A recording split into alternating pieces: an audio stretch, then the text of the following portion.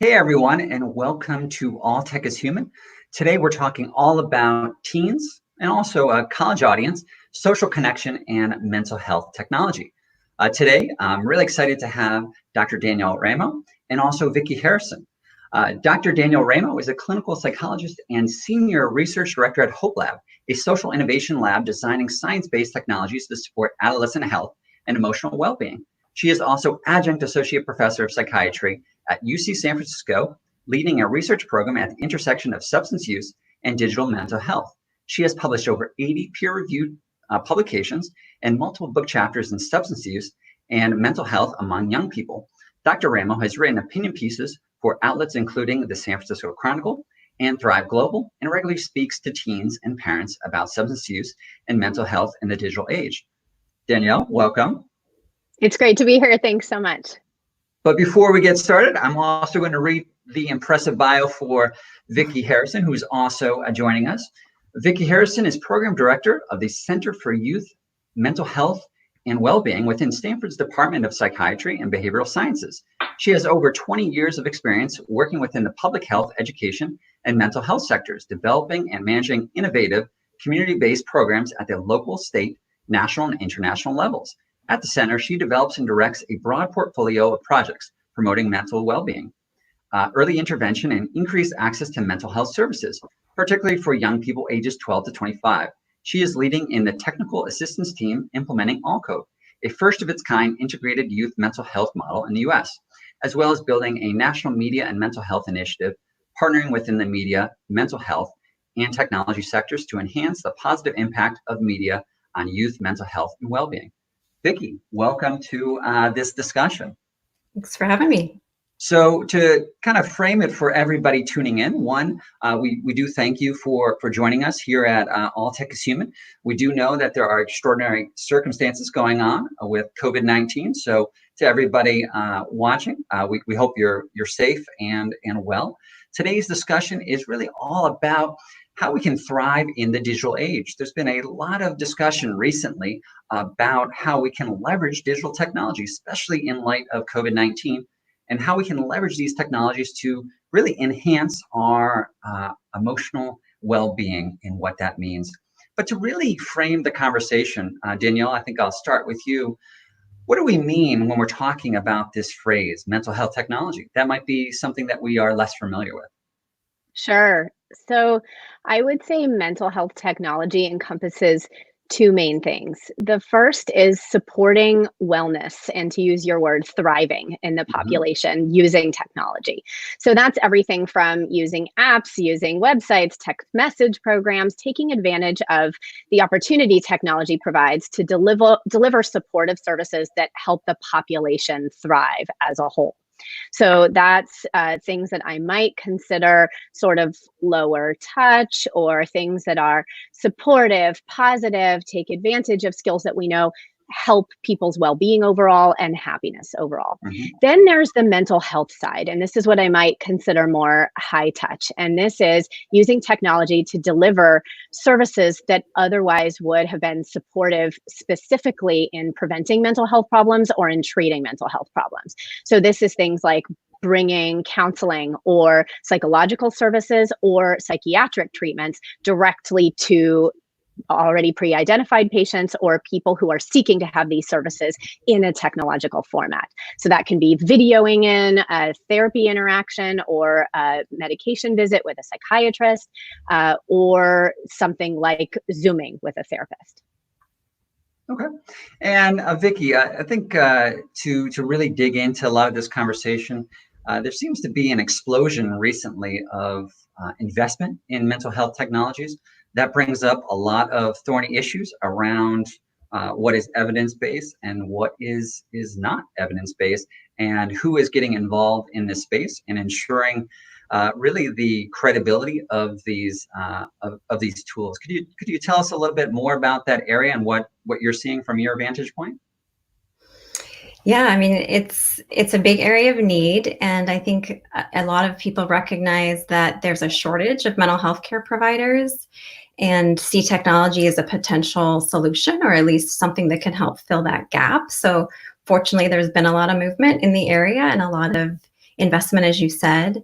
I think it's still sometimes hard to tell, motives behind some of the people getting involved. I think there's a lot of people trying to do really good work. There's still a lot to sort out in terms of privacy requirements and trying to do things that replicate like a healthcare provider relationship. So that is still a challenge for the industry as a whole. And so you'll see some solutions that are approaching it more from sort of that entry level that Danielle was describing, where it's almost more early touch or like a coaching methodology rather than getting into full clinical. So there's quite a bit of a continuum there of options. And then I would just add that the other piece of mental health technology when we talk about that broad umbrella is not just the solutions that Danielle was outlining, but also I think people refer to it as the impact of technology and our daily use of technology on our mental health.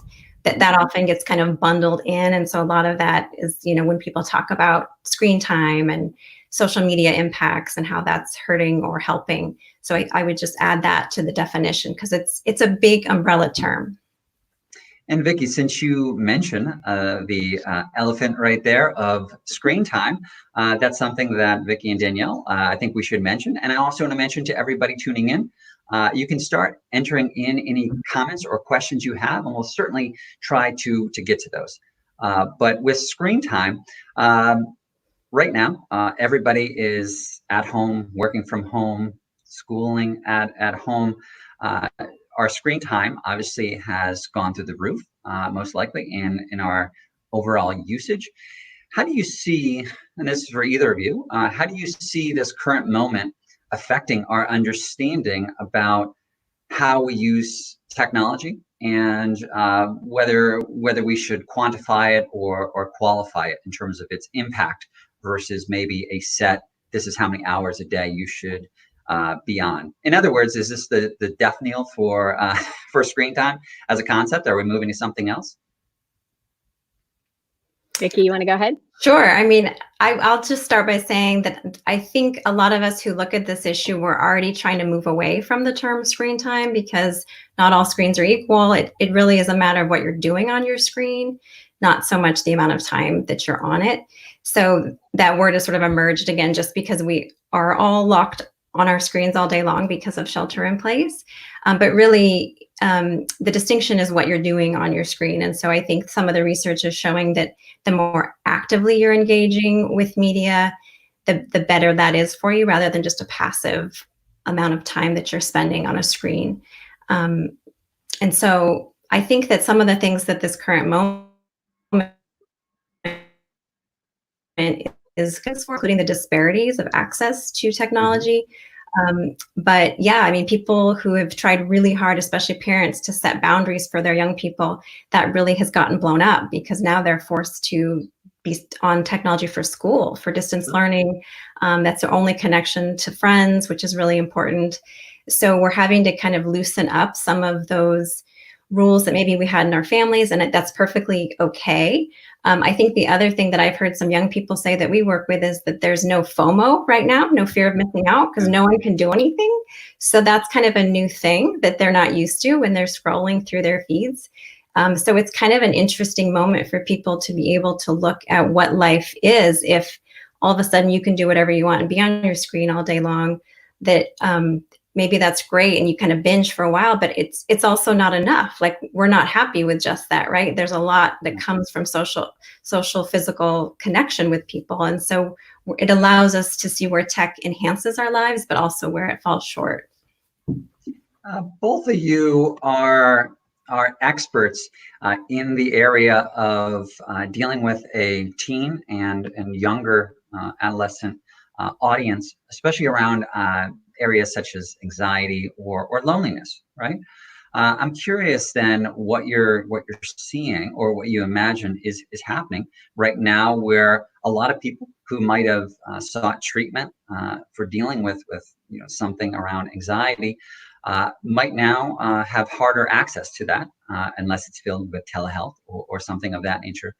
In other words, how do you think this is impacting our feelings around being alone right now, even though obviously we are connected over Zoom. I'm on Zoom quite often every day, and as I imagine a lot of everybody tuning in is.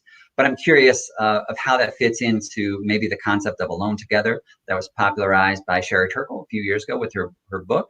If there's a moment where we feel alone together, I would definitely say that it's right now. So I'm curious, either of you, what your thoughts are on that. I'd be happy to talk a little bit about loneliness because it's an issue that Hopelab has taken on head on. We were already thinking about and trying to address the high rate of loneliness among young adults before COVID-19.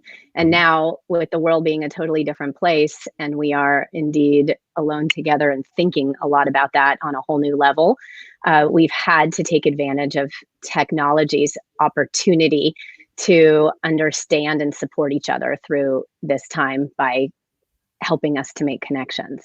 So loneliness is not a clinical construct, right? But it's something that is so deeply related to our mental health, our well-being, our functioning.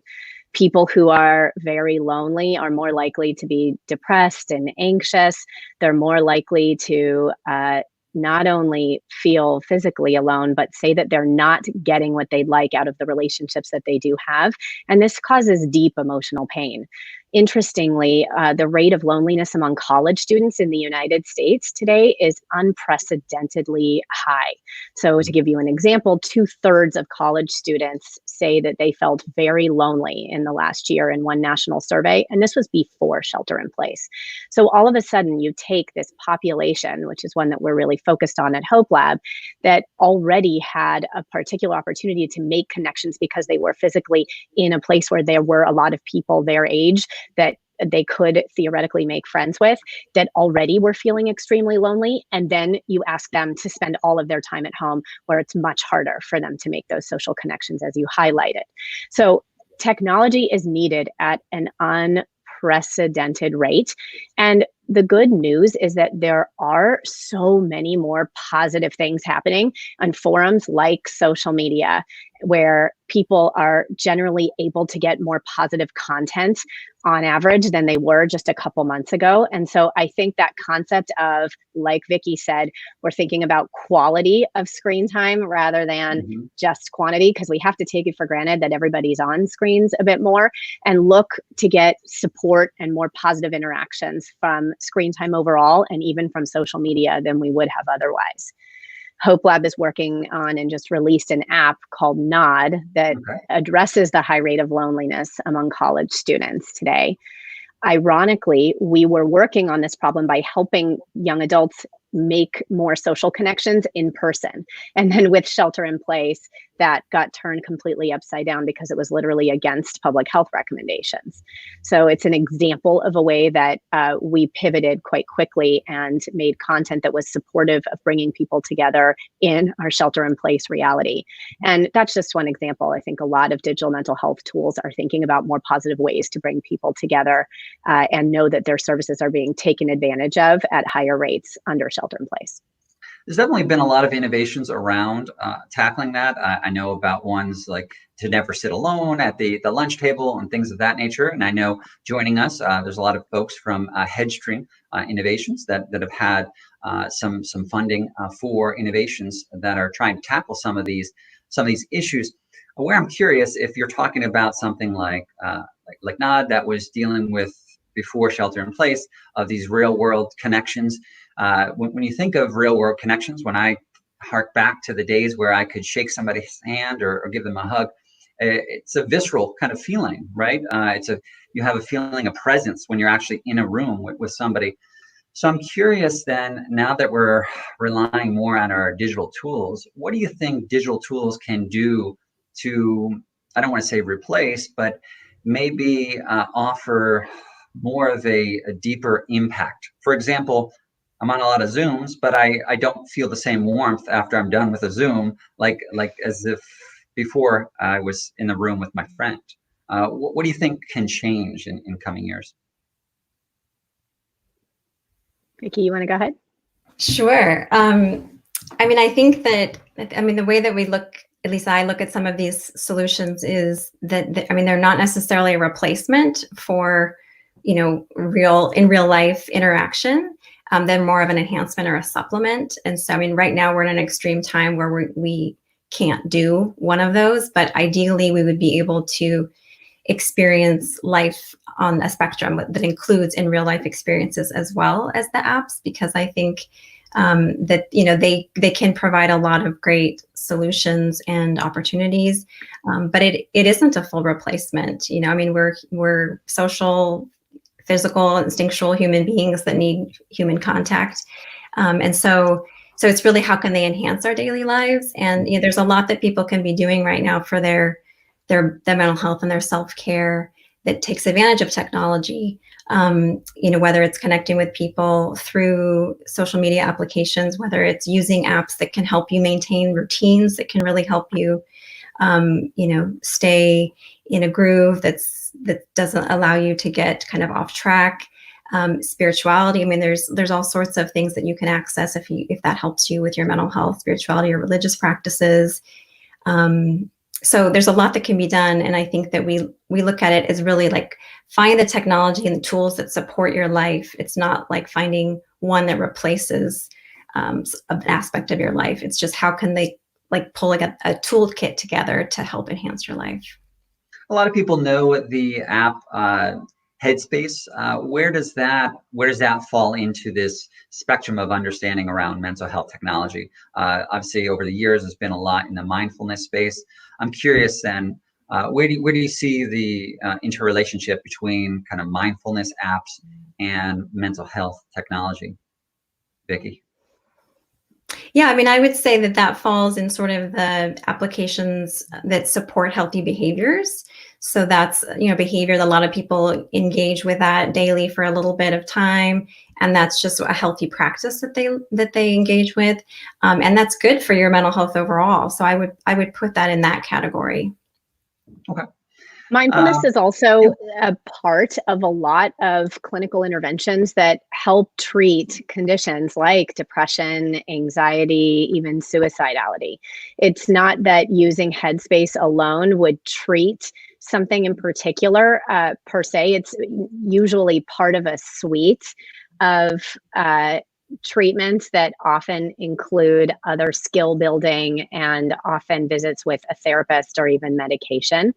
But it's kind of this two-pronged mindfulness practice is supportive for everyone's well-being and mental health, and then also can be helpful in particular to treat mental health conditions.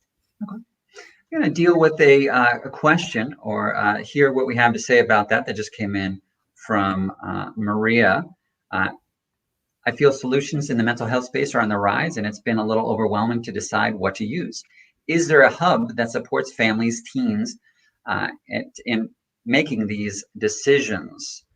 I do want to mention that for anybody watching who signed up for our Eventbrite, we do a follow-up in a couple days. And that's also where we can get some advice from Danielle and Vicki about a question like that to kind of follow up.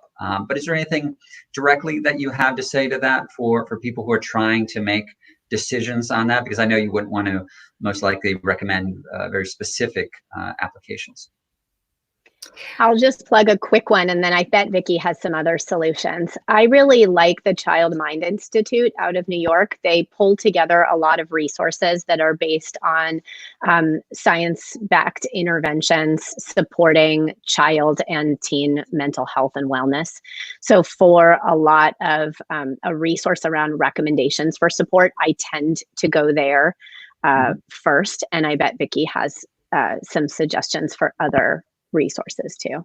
I was just going to mention the Cyber Guide, which comes out of One Mind, which they've tried to really break down different applications and then show whether there's an evidence base and if there's any sort of research that's been done on the effectiveness, which is important for some people. And so it's not, it's not fully comprehensive, but they have a pretty long list. And I think NOD is on there and several others. So that's one place that I tend to direct people to. And Vicki, if we could drill down a little bit more on the evidence base, when we say, evidence-based solution, how much research tends to go into something before it can carry that type of label? Yeah, well, I think Danielle probably has a lot to say on that. I mean, I'll just start by saying that it takes a long time to develop research base for a new solution, and a lot of what's coming to market doesn't have that yet, or is in the process of getting that, and so it's something that's a big need. And so I think there's a lot that can emerge over the coming years, and I hope that there's more investment made in developing an evidence base for some of these solutions, because I think that would help a lot. But Danielle, maybe you can speak to how you've approached that. Yeah, so the word evidence-based treatment actually means something very specific that is outlined in a lot of clinical academic literature to mean a certain standard of rigor with respect to which studies, the number of studies that have been designed, and how specifically a tool has been evaluated. Very few digital interventions meet those criteria. So frankly, I think the term evidence-based is very overused, and we have to be critical around what testing has been done. So for example, a lot of the digital interventions that might be based on something that is evidence-based treatment, like cognitive behavioral therapy or mindfulness for certain conditions, will just put some cognitive and behavioral skills into an app and then say we are evidence-based, where that is not at all the case. What evidence-based really means is that you've actually tested that particular tool and shown that it has impact on mental health or wellness outcomes that your tool aims to achieve in a particular population. And often, as Vicki mentioned, tools go to market before they actually have that specific evidence. So it's really important for users to be critical about that evidence. I agree, Cyber Guide, and that's PSYBER Guide, is a nice resource to determine how much evidence is out there. And then just Google a tool and see whether there have been research papers showing that it has been effective in any population. To give one other example, at Hopelab, we build digital tools to support adolescent health and emotional well-being broadly. I mentioned our Nod app, and in order to put the Nod app on the market, before we would put anything out in the world, we would want to make sure that we know that it has promised to actually achieve the health outcomes we care about.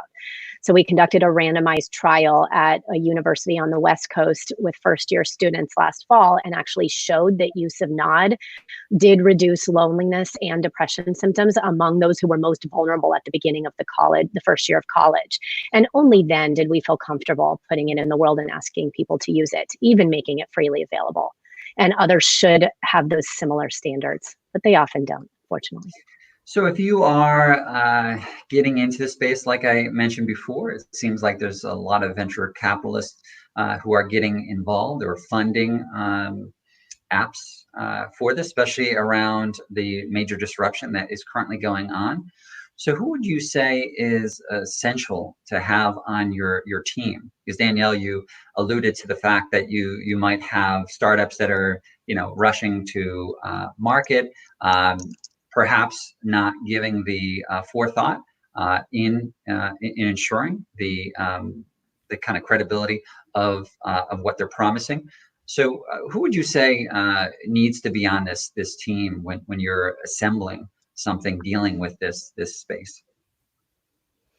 I can give a short answer, and Vicki might have others. I happen to have written a piece for Medium at the end of last year for Hack Mental Health's blog called "Making a Mental Health Startup: How a Mental Health Professional Can Help," which literally answers your question, in part because I think a lot of digital mental health startups kind of start with a team that is focused on the tech development or focused on the business strategy or go-to-market strategy. Both of those things, of course, are extremely important, but the clinical lens sometimes tends to come a little bit late, and often too late. So it can be hard in the very early stages of starting a company to employ as many people as are likely needed, but it's really important to be responsible around engaging experts in the conditions or the clinical area that a tool wants to treat in order to make sure that the best and most impactful intervention is used and that it's actually helping people. Okay. Vicki, do you have anything to add on that area?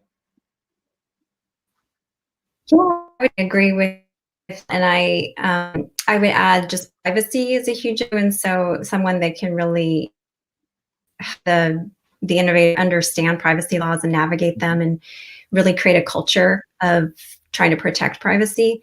The other really important stakeholder is young people themselves. We do a lot of work co-designing with youth. So especially if you're working on some sort of technology solution that is targeting teens or young adults, you want to have them as part of that process and at the table so that you're creating something that's relevant and meaningful to that population. Okay. And then Danielle, since you've worked a lot with the younger audience, what type of sensitivities are there with dealing with an underage or under 18, let's say, audience when you're trying to gather some of this this information? I imagine that's a more delicate issue than if you had an adult audience. Well, as a licensed psychologist and a mental health professional, the issues around confidentiality and privacy are of utmost importance and different when you're dealing with children under 18 compared to adults. And that includes being in a therapy session. It includes thinking about delivery of clinical services in any context. And of course, it includes clinical services or support digitally. Now, working in a digital environment is a little different because young people are so deeply on things like social media and are putting a lot more information out than they ever would have been able to otherwise, including information that would be technically thought of as clinical and treated as private in the context of mental health services, like I'm feeling depressed or I'm so lonely I could hurt myself or things like that. And so thinking about the legal ramifications of that kind of content is really up front with platforms like social media tools as well as digital mental health tools. So being really aware of the propensity people have to want to share openly, and with reduced stigma of mental health problems, it's kind of important and generally promising that young people are willing to share honestly how they feel using technology, but it affords some challenges that companies need to really watch out for and be prepared to handle when they arise. So, you get excited about making an app that is supportive and is a social community, but you have to be aware that people might be putting information that is risky in some way or might need to be reported in a legal context, depending on the state, and you can't go in blindly. Sure. Given that people don't always express themselves in a hyper literal fashion, how do these applications go about determining the severity of a statement? For example, if somebody was to say they were feeling depressed, that could be a literal statement about their feelings of depression, or it could be any type of an exaggeration that we might have in how we are speaking on a social media platform or something like that. So how is this done in tandem then with other indicators of somebody's internal feelings then, given how indirectly we oftentimes express our emotions? Danielle? Do you want to take it? Okay. Oh. I think it's a really... Vicki, sorry, is there a delay? Go ahead. I think it's a different challenge on like a farm versus if you're designing an app or a tool, because I think it's really hard on social, especially when you have something that's like would necessarily mean that you don't know, right? And so it's a risk and a judgment call, and so I think that's really fraught, especially for machine learning, to try to track that and keep up with slang and know what's real and what's not. But I think something a little more control that we should try to put measures in place that can try to track And I was different on the side of caution over not, and that's, I think, when you're talking about population minors under 18 that need extra protection, I just think that you have an extra responsibility to try to be sure rather than assume. Danielle, did you have anything to add to that? Yeah, Hopelab has very specific experience with developing a protocol for assessing risk in the context of a digital tool. We made a chatbot called Vivibot that delivered positive psychology skills to young people after cancer treatment. And the tool was originally launched on Facebook Messenger. It's now owned and operated by our partners, Grit, Gryt, and it's freely available through their platform. But it was entirely automated, which meant that we needed to make sure that we had a protocol to determine whether someone's text was determined to be needing of further evaluation or, quote, risky enough to need referral to more extensive treatment. And in short, as good as AI technologies are at assessing risk, there still is a need to have a combination of the technology-based data science methods as well as human coding. Because if you look at words like hurt or things like that, or iterations of that, you're still going to get a lot of false positives, right? And you're still not going to catch everything. And so there needs to be this attention to that combination of personal human brain necessities as well as AI technologies to get it absolutely right. The other thing is we can't do everything, so if you're trying to deliver services in a very light touch digital way, like is done with bot-based technology, you just want to make clear that that's what people are interacting with. And then they know they're not, they're very comfortable with that. Especially young people told us in interacting with Vivibot that they knew it wasn't a person. So as long as you make clear what you're doing and what the limitations are of your technologies, which I do believe all companies have a responsibility to do, then users will tend to understand. We don't want to dumb it down, and we want to be able to offer sort of these light touch services, and at the same time be realistic that some people are in need of elevated referrals to more intensive treatment, and to be able to provide those as well. So I guess to tie that all together, Danielle, can a bot be my therapist then? I mean, where do you see this heading in the future? You're saying that people are more comfortable dealing with bots. We oftentimes humanize them with names and other characteristics.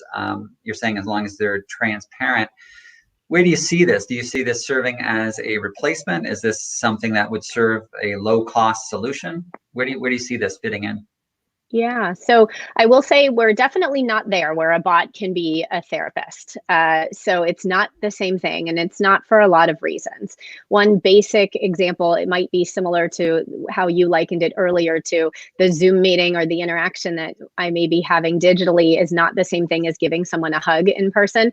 I would say the emotional connection that I have to my therapist is still above and beyond, and fairly far beyond the emotional connection that I would have with a bot. That being said, there is still a connection that people can feel to digital tools, and bot technology has gotten advanced enough, both in its what it can detect in things like language and in its design, that especially young people feel really comfortable often interacting with technologies, and may be even more comfortable than they are in face-to-face connections with someone like a therapist at times. Frankly, this is what we heard with our Vivibot chatbot. It was a fairly simple user interface, and folks knew that they weren't connecting with a person. And there was a time when we asked users to vent into the void, and they said they really liked the ability to just get their deepest emotional thoughts and sometimes stressors into this bot, even though they knew it wasn't a person. So there's still really this opportunity, but you never want to pretend like a bot is a therapist or not acknowledge that there are great limitations. We've got the big question that just came in that I'm sure both of you get quite frequently. Some researchers point out that there is evidence that digital technologies and social media engagement are generally very bad for the mental well-being of teens. How would you respond to that? So are our smartphones, are they destroying a generation, I guess, to put the well-quoted or often quoted Atlantic article. So Vicki, how do you usually take that question? I'm sure that's something you often get asked. Yeah, it's a big question. I mean, I think in some ways it depends who you are and how you're using social media.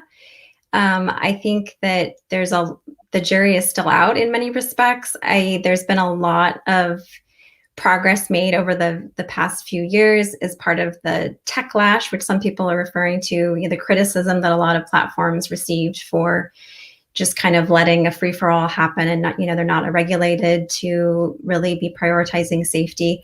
They've put a lot of processes and policies into place. I think they're really trying to catch up with that, but it's enormous. I mean, the volume of posts that happen on a minute-by-minute basis are just pretty hard to track in some sort of real way. That it's a combination usually of machine learning and human moderation, but there's a lot that it's fraught with. And so I do think that there's still a lot of very unsafe aspects to using social media. There's a lot of child safety issues as we're talking about a teen and child population.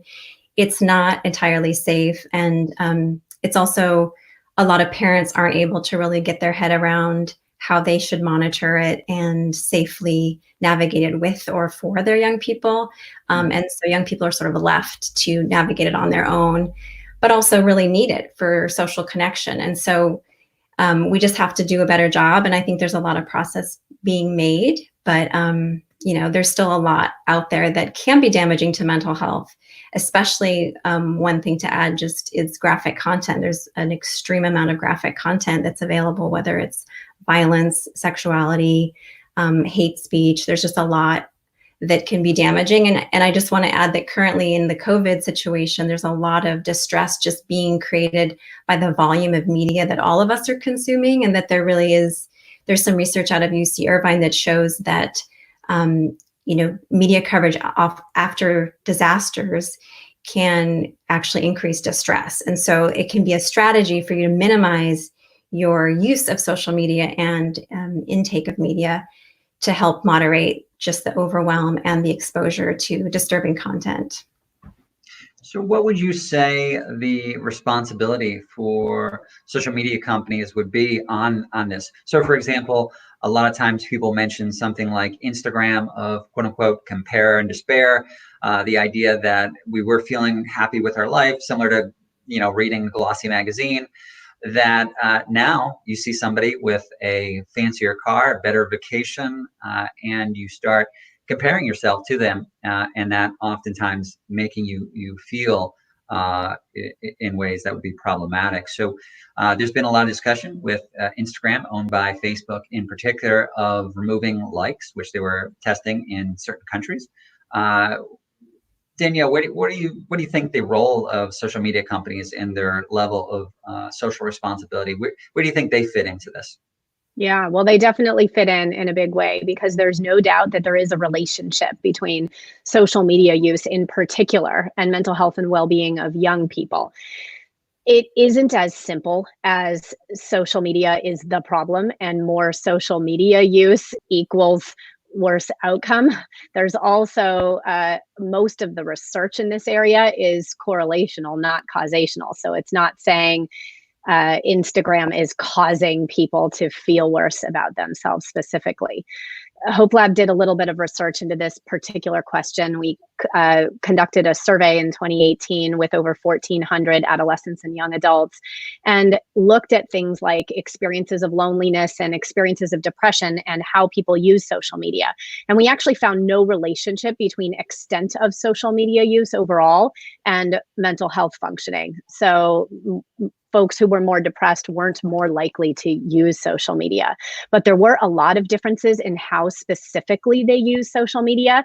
And these are things that social media companies can track. So for example, those who were more depressed and those who were highest in loneliness were more likely to say that when they posted something, they got no comments or no likes, or people posted more negative things in response to their posts. And that relates to a couple things. First, the interpersonal experience and the individual experience that people have when they are depressed or lonely or anxious. We're more likely to interpret things that might be posted on social media as negative, right? So we're more deeply impacted by seeing that fancy car or friends that we think are in a place that we should be in. And that's just a psychological reality of some of those conditions.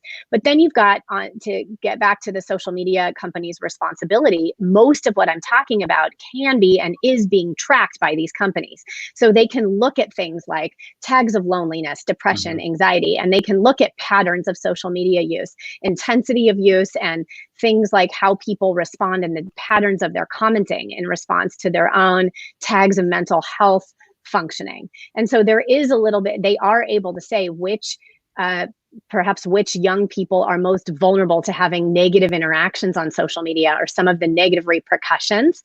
And maybe there is a particular intervention. Well, there definitely is an intervention that they are able to enact at that point. So is it,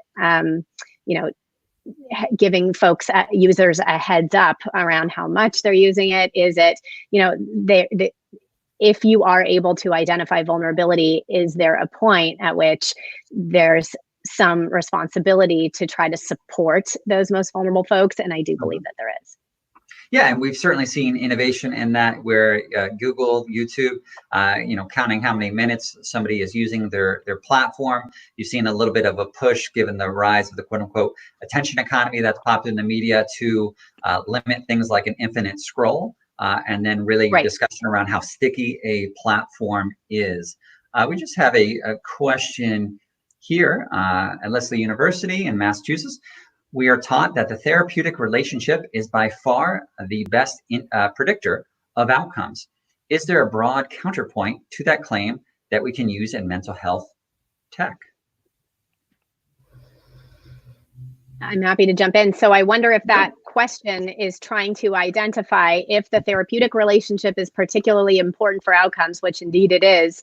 Does that mean that if we deliver therapeutic treatment via a bot or via something that is not as widely different as one therapist to another, does that mean that there won't be differences in outcomes?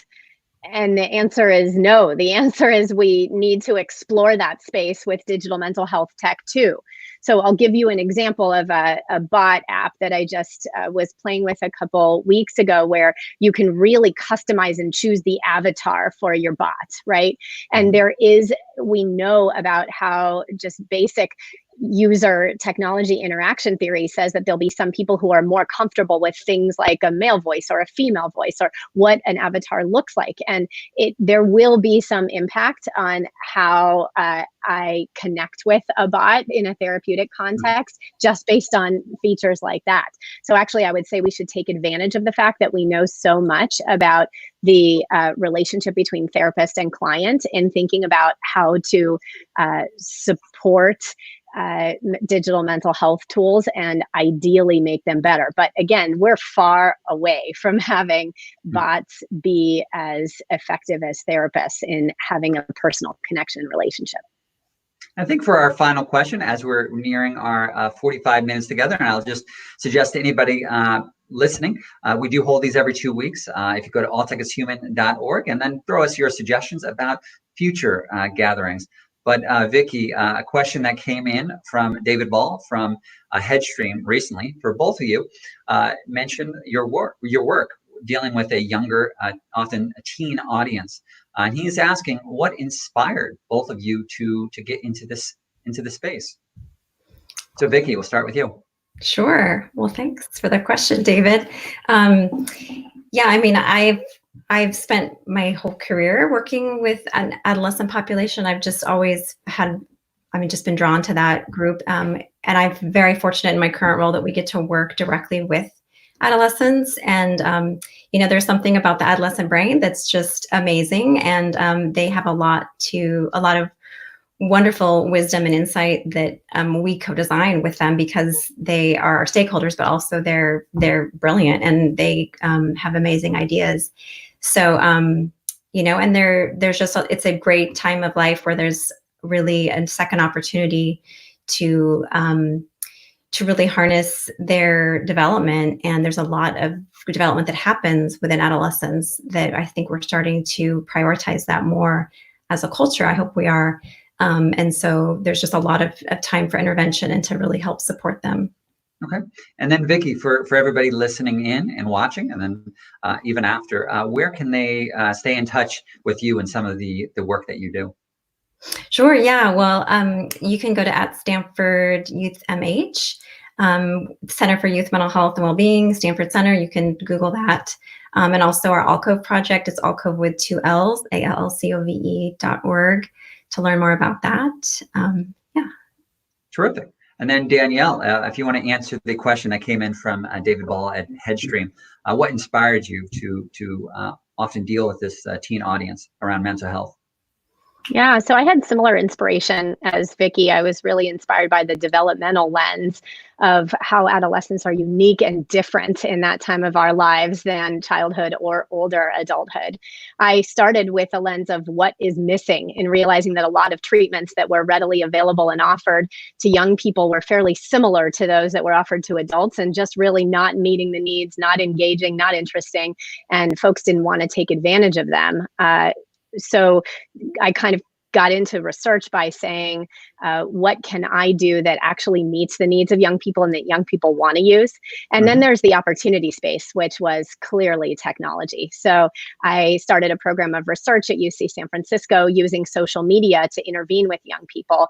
And given that it was a format that was already so well integrated into their lives, and that really was proving to be extremely engaging and meaningful to folks. And then in a few clinical trials, we actually showed that delivering treatments via social media can actually impact the health and behavior of adolescents and young adults. So, that felt meaningful and important. I think there's even more to do. At Hopelab, we also co-design every product that we build directly with the young people whose lives we aim to affect. And that process takes us far above and beyond where we would have been just looking at things like the academic literature or even what adults think is an interesting design for young people. And it is imperative that we talk directly to and get the perspectives of young people and get them in there and creating and working with us to have the tools we build have the look and feel of something that resonates with them. So I love that about my work, and it keeps me here digitally and in person every day. And Danielle, where can people stay in touch with you? Yeah, so folks can go to hopelab.org to find out more about our work. We're hopelab_org at Instagram, at Hopelab on Twitter, and then I personally am at Danielle Ramo on Twitter and Danielle Ramo on LinkedIn. Terrific. And you can watch the scroll beneath us as well. So Danielle, Vicki, I really appreciate both of you coming on and sharing your expertise. And then everybody tuning in right now, we really appreciate it. Stay in touch with us at alltechishuman.org. And I'm David Ryan Polgar, so reach out to me as well. All right. Thank you. Thanks so much.